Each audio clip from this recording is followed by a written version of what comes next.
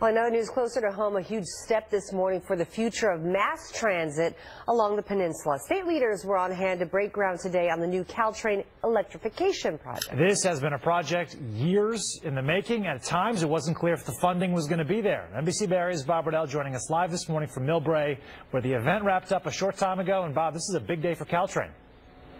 It is. Good morning to you, Chris and Sam, and for commuters who commute between SF and Silicon Valley. You'll recall that this project was in limbo earlier this year as the Trump administration held up hundreds of millions of dollars in funding, but it did eventually come through. We just speak with Congresswoman Jackie Speier, who hails this electrification project.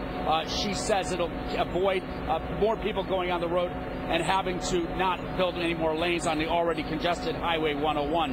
Now, Speier, along with Governor Jerry Brown, House Democratic leader Nancy Pelosi, Mayor Ed Lee of San Francisco, and other California leaders broke ground on this project. It'll cost just under $2 billion and take a few years to complete. Now, when complete, the Caltrain corridor from 4th and King and SF all the way south of Tamiami in San Jose will be electrified. Now, right now, and as you can hear behind me, Caltrain runs diesel locomotives that are over 30 years old. According to the agency, they need replacing, and anyone who's done this commute knows that they can be packed, many times standing room only. 65,000 people ride Caltrain daily. That's more than double the number from 2005. Now, with the new electric trains, Caltrain will be able to increase capacity, increasing service up to 6 trains per peak hour in each direction. The new cars will still top out at 79 miles an hour, but will also be quieter and less polluting.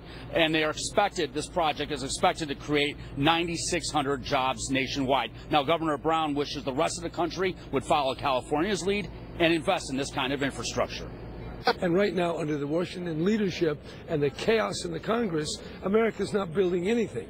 That's very dangerous for our position in the world. And hopefully this sign of this small segment will be a welcome step forward to get America moving again. There will be a train every 15 minutes. You're never going to have to look at another schedule.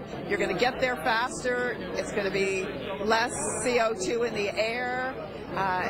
Less noise. It's a nightmare sometimes. Like, I'll just get a ride to BART just to not deal with Caltrain. It would be much needed sooner rather than later, especially with BART decreasing in terms of there are less people going on BART, and I think people are relying more on Caltrain. So having that sooner rather than later would be great.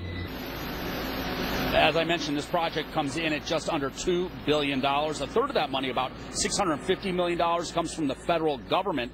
But it almost didn't happen as the Secretary of Transportation earlier this year initially refused to sign off on that funding over GOP objections that this project was relying on high-speed rail funds that they oppose.